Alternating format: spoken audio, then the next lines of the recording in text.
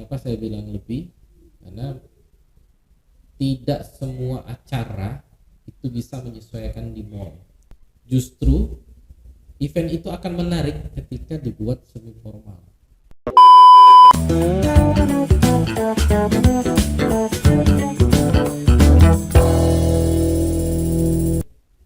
Halo, selamat siang Pak Yudi di podcast Palkomtek Prabu Muli. Selamat siang, saya Nggak sibuk nih datang ke podcast Palkomtek. mudah-mudahan nggak sibuk. Kita kenalan dulu yuk teman-teman. Pak Yudi ini siapa sih? Boleh Pak Yudi, coba perkenalkan diri dulu. Oke, nama saya Yudi Mariandi. Keseharian mungkin sehari-hari ya Iya, sehari-hari. sebagai operation manager di salah satu mall di Kota Rawabili. Oke. Pak Yudi ini asli mana Pak? Kalau saya lihat-lihat kayak opa-opa. Ada keturunan kali ya. Ada keturunan. Jadi kalau bicara saya asal usul ya, saya dari Sumatera Selatan. Palembang dong. Ya sama dong. Kalau daerah sih tempat kelahiran Palembang. Palembang. Terus ikut orang tua kerja di Muara Enim, sempat di Muara Enim, terus di Lahat, dan terakhir ya sekarang domisili di Kota Prabu Muli. Karena sebenarnya pindah-pindahnya karena ikut orang tua. Oke. Tadi Bapak adalah bekerja di salah satu mall di Prabu Muli, Pak. Tapi kalau rumah di Prabu ada atau pulang ke Palembang? Kalau rumah sendiri di Palembang. Di Palembang. Tapi di Prabu keluarga ikut ke Prabu atau di Keluarga Palembang? ikut di Prabu Muli. Oh ya, keluarga ikut ke Prabu Sudah ya. ber-KTP di Prabu Muli. Oh, jadi asli orang Prabu ini. Sekarang jadi warga Prabu Muli. Oke. Kemarin di mall itu event terakhir ada acara ini kalau nggak salah Sally datang tuh stand up ya, Pak ya? Ya, stand up comedy. Stand up comedy. Terus tuh juga terakhir kalau yang pemilihan Bujang Gadis Universitas Prabu Muli itu ya Ya, terakhir itu gimana Pak caranya kalau mau buat event di City Mall itu Pak? ya. Pada prinsipnya siapapun bisa Bisa. membuat event di mall kita. Tinggal sampaikan saja mungkin proposal seperti itu atau surat permohonan untuk melaksanakan event. Nanti akan ada namanya kesepakatan seperti apa, dalam artian apakah ini nanti kaitannya dengan komersil, nanti akan ada PIC yang untuk mengakomodir event tersebut. Oke. Itu ada timnya Kak ya menyiapkan semua event-event itu. Betul. Oh. Jadi nanti tinggal ya kita ada namanya kesepakatan untuk menyesuaikan dengan kondisi event di mall. Karena sebetulnya event di mall itu event semi formal. Jadi mungkin dia harus paham dulu SOP ataupun juga memahami kondisi dan syarat dan ketentuan kalau kita melaksanakan di mall seperti itu. Oke. Apa ada perubahan Pak mall dari keramaian di pusat perbelanjaan di mall ini dari tahun kemarin sama tahun ini Pak? Ya, yang pasti ada. Ada ya. Tapi Semakin rame. Tidak terlalu signifikan, tapi dalam artian tetap ada perubahan dari kita saat sebelum pandemik, saat pandemik, dan pasca pandemik. Nah, kalau untuk saat ini masih tahapnya recovery, ya memang ada perubahan dari sisi traffic ya, pengunjung maupun dari daya beli. Nah, tapi tidak signifikan mungkin sebelum pandemik seperti itu. Oke. Untuk teman-teman yang mengadakan event di mall Pak, mungkin impactnya apa untuk mall sendiri Pak? Atau mungkin meningkatkan pengunjung? Ya, sebetulnya gini, ketika ada mungkin komunitas, mungkin itu institusi yang melaksanakan event di area mall atau di mall, sebetulnya akan menjadi benefitnya akan menjadi lebih gitu ya.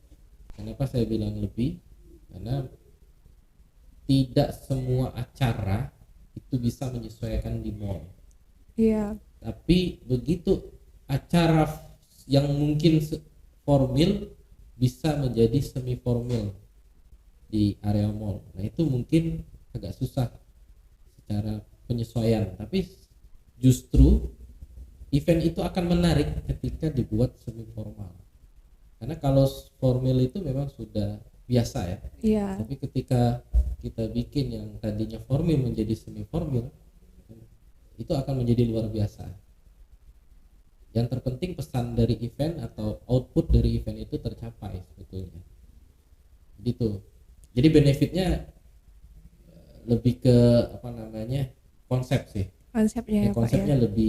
lebih mungkin yang lebih apa ya, mudah diterima sama semua kalangan seperti itu. Oke. Kalau event terbesar sendiri yang pernah diadakan di mall apa, Pak? Ya ya mungkin kalau yang terbesar itu di outdoor ya. Di outdoornya mall biasanya ada konser-konser musik Oh, ya. iya. Itu yang mungkin konsepnya yang diselenggarakan oleh sponsorship seperti itu. Tapi kalau yang besar-besar ya paling dominan sebetulnya ya event-event lomba seperti itu ya, kompetisi seperti itu. Oke.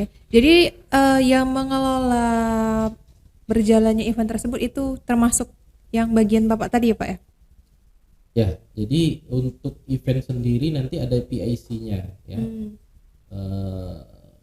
Yang nanti khusus memang mengelola atau memfasilitasi event. Nah, kebetulan kalau saya itu secara keseluruhan sebagai penanggung jawab operasi, Oke. operasionalnya sebuah mall.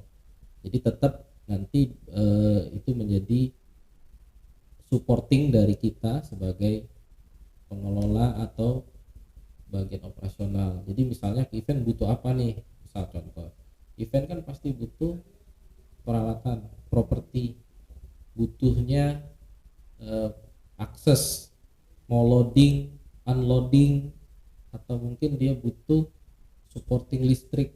Nah itu menjadi bagian yang tidak terpisahkan dari bagian dari operasional secara keseluruhan. Atau juga butuh supporting dari tim lain seperti pengamanan maupun tim kebersihan. Nah, lebih ke secara keseluruhan kita yang bertanggung jawab seperti itu. Untuk event bulan Agustus nanti mungkin sudah ada bayangan Pak mau ada event apa nanti bulan Agustus? Ya, tapi kita belum fix ya. Tapi kemungkinan event-eventnya akan lebih bertemakan tentang Agustus. Agustus. Mungkin di situ ada live musik, mungkin juga di situ ada event lomba-lomba, atau mungkin juga konser musik seperti itu. Wow, seru ya bakalan seru nih kayaknya. Saya juga pernah dengar Pak, nanti katanya di mall kita ini ada apa ya, pameran makanan yang kayak di Palembang tuh apa sih namanya? Ya, Street food, iya nggak sih? ya ada karnaval mungkin seperti street food ya seperti itu. Iya Pak ya. Itu nanti bulan Agustus ini ya rencana. Insya Allah ya. Insya Karena Allah. kemungkinan masih tahap apa namanya, koordinasi, dan mungkin juga saat ini masih menentukan tanggal pelaksanaan dan lain-lain lah seperti itu. Tapi belum bisa dikatakan itu akan terlaksana pasti terlaksana, tapi saat ini sudah kemungkinan sudah ada negosiasi di situ. Oke, jadi itu baru gosip-gosipnya Pak ya, belum pasti tanggal dan kapan akan dilaksanakannya. Ya, itu. mudah-mudahan terlaksana. Terlaksana. Oke, seru tuh kalau memang benar terlaksana, jadi tidak perlu jauh-jauh kita main ke Palembang, guys. Oke, Pak Yudi, gimana Pak? Kita bahas tentang persiapan pemilu kali ya. Boleh. Pemilu, Pak Yudi sudah apa harapan Pak Yudi kira-kira untuk Kota Prabu Muli kita ini? Ya, kalau untuk ya saya dari sisi ini dulu ya, karena kita sebagai pemilih ya, punya hak pilih ya. Yang pasti dipastiin dulu persiapan awal apakah kita terdaftar sebagai hak pemilih gitu ya, yang di data di KPU itu bisa dicek di. Tapi Pak Yudi pilihnya coblosnya di sini atau di Palembang? Ya di sini. Di sini ya, karena KTP-nya sudah di sini. Jadi kita punya andil juga untuk memberikan suara maupun memberikan pandangan lah. Nah, kalau saat ini kan mungkin pandangan saya sebagai warga Kota Prabu Muli seperti itu. Harapan Pak Yudi kita tuh punya pemimpin yang bagaimana nantinya Pak? Ya, kalau kita ditanya pemimpin, kita kan ada dua pemilihan. Pertama ya untuk kita di Indonesia ini kan ada dua ya. Pertama pemilihan legislatif, kemudian ada pemilihan kepala daerah ya.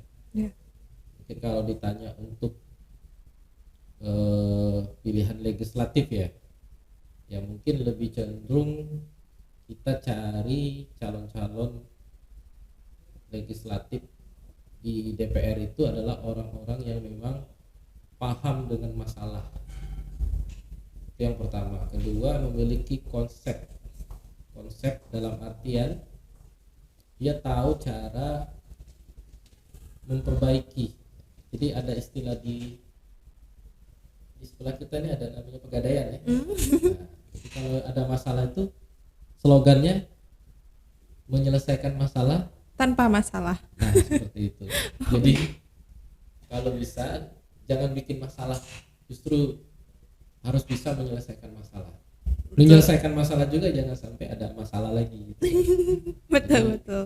Itu mungkin slogannya ya, secara ya harapan lah ya, harapannya seperti itu.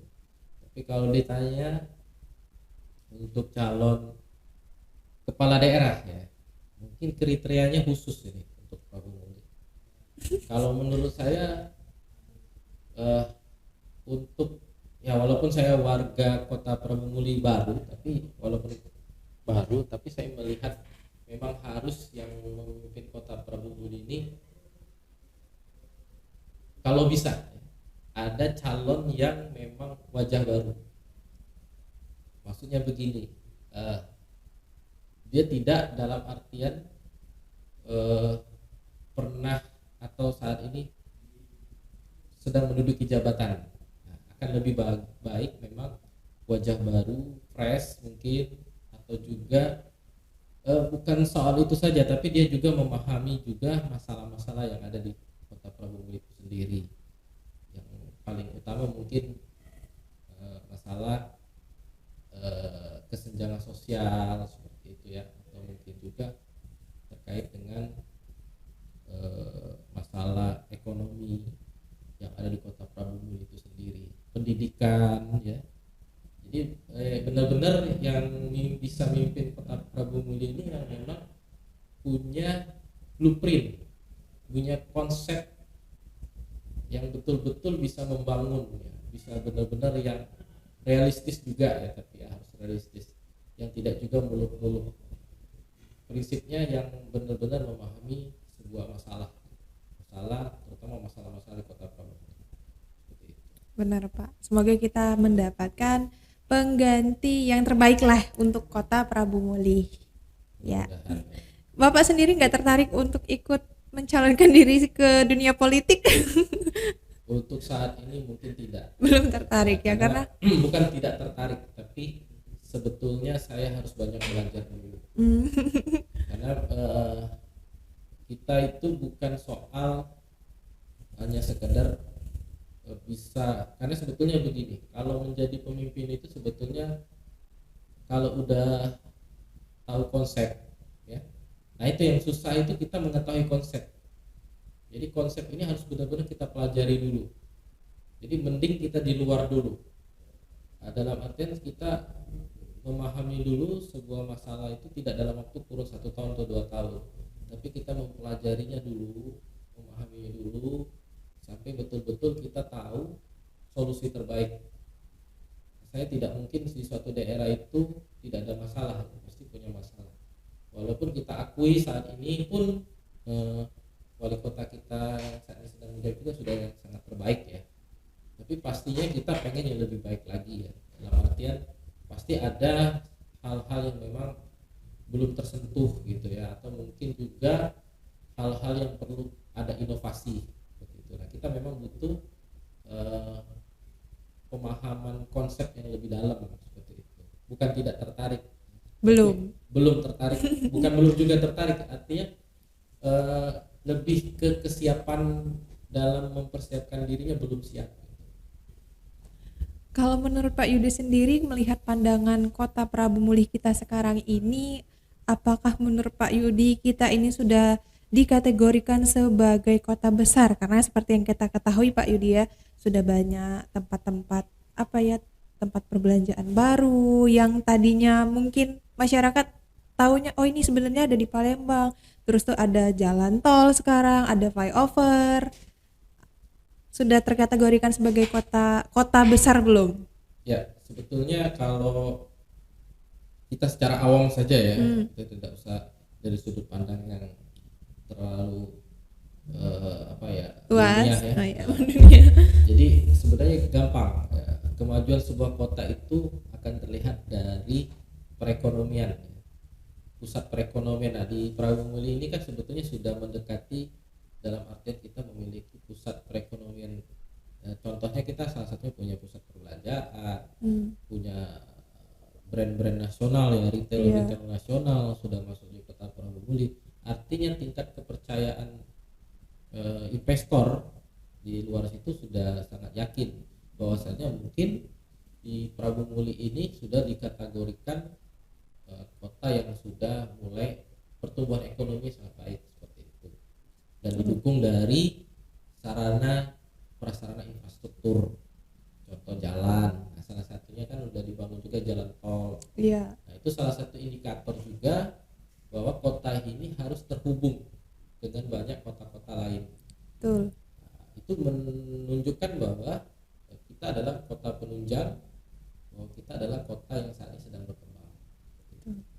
Kalau bahasa Prabunya itu beguyur Pak, sudah mulai beguyur. Ya. Oke.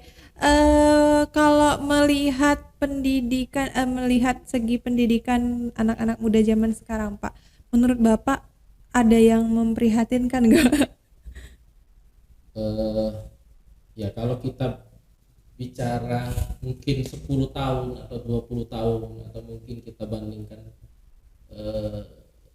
saat saya seumuran saya, mungkin waktu itu masih dalam konteksnya belajar, masih duduk di dalam sekolah ya.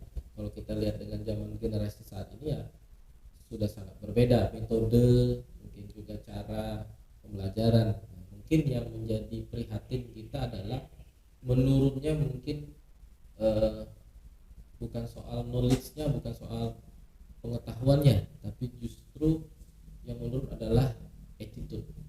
Nah, ini yang agak sulit ya. Attitude ini adalah perilaku, mungkin kepribadian ya, yang mungkin dulu kita ya orang timur ya, orang Indonesia budaya ya, itu sopan santun, norma kesopanan itu masih tetap terjaga. Mungkin zaman dulu saya masih sekolah, kalau lihat guru tuh takut. Tapi kalau sekarang beda ya? Bukan takut dalam artian konteksnya killer, bukan, maksudnya lebih segan. Konteksnya kita lebih hormat gitu ya, lebih menghargai gitu. Nah, kalau saya lihat dari saat ini mungkin ya, yang saya lihat dari sudut pandang saya, itu perubahannya sangat drastis. Karena sepertinya di zaman sekarang guru itu dianggap friendly ya, mungkin lebih cocoknya friendly. Jadi kayak seperti teman. Tapi terlalu friendly nggak bagus. Nah itu karena memang ada konteksnya, memang kita harus membatasi karena apalagi ini guru misalnya, ini murid kan, jadi memang harusnya kita punya adab, punya sikap perilaku yang memang bisa menghargai di dalam konteksnya dia sebagai guru. Oke. Sebentar lagi kan kita mau 17 Agustus ya Pak ya. Kalau dengar-dengar isunya sih kita mau mengadain baris sama karnaval di bulan yang sama, di bulan Agustus. Itu benar nggak Pak ya? Ya saya dengarkan seperti itu karena Seperti itu. itu kan programnya pemerintah ya Iya, kita sebelum eh, pergantian wali kota ya.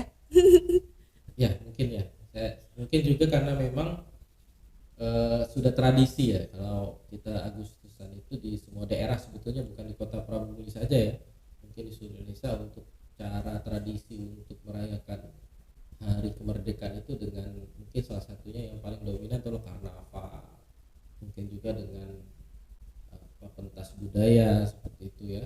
Memang hampir setiap daerah pasti punya tradisi ya, dan tidak menutup kemungkinan ya kayak Kota Prabu Muli yang memang sudah selama ini sudah ada tradisi seperti itu juga pun bisa jadi itu lebih meriah karena kita udah yang pasti di 2019, 2020, 2021 bahkan di 2022 kita masih terbatas untuk karena ada sistem pembatasan masa ya karena COVID Betul. ya. Nah kalau saya sih prediksi saya justru 2023 ini Semakin meriah semakin ya. meriah, mungkin semakin ramai atau mungkin lebih konteksnya lebih semua semua merasakan kemeriahan seperti itu, kemeriahan dan kemerdekaan. Nah, satu lagi info yang Sherly tahu nih, Pak Yudi katanya aktif juga di apa ya, dunia trainer K3. Ya, Udah berapa lama itu, Pak? ya sebetulnya karena dulunya